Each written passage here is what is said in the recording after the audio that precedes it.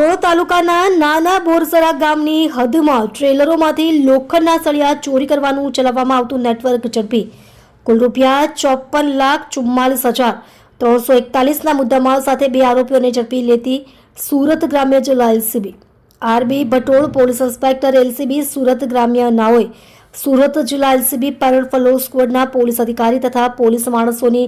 અલગ અલગ ટીમો બનાવી જરૂરી સૂચના અને માર્ગદર્શન આપી ટેકનિકલ દિશામાં તથા અંગત હ્યુમન ઇન્ટેલિજન્સ દ્વારા ચોક્કસ દિશામાં સઘન વર્કઆઉટ કરી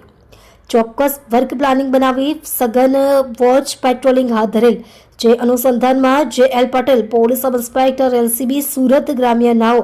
એલસીબી પેરોલ ફલો સ્ક્વોડના પોલીસ માણસો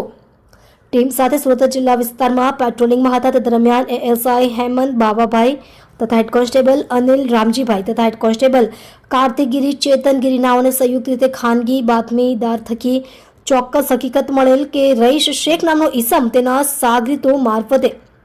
હાઈવે ઉપર લોખંડના સળિયાનો જથ્થો ભરી લઈ જતા ટ્રેલરોના ડ્રાઈવરો સાથે મળી પોતાના આર્થિક ફાયદા માટે મોજે નાના બોરસરા ગામની સીમમાં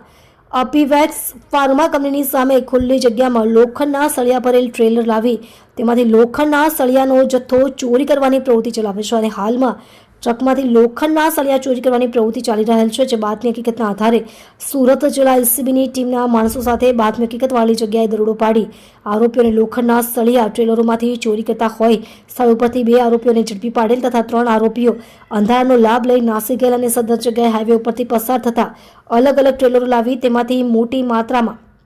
લોખંડના સળિયાનો જથ્થો ચોરી કરી નીચે ઉતારેલ હોય, જેથી પકડાયેલ બંને ઈસમોની સઘન પૂછપરછ કરેલ, જેમાં રઈસ શેખ નામનો સમગ્ર નેટવર્ક ચલાવતો હોય તમામ મુદ્દામાલ કબજે કરી પકડાયેલ તથા નાસી જનાર ઈસમો વિરુદ્ધમાં કાયદેસરની કાર્યવાહી કરવામાં આવેલ છે.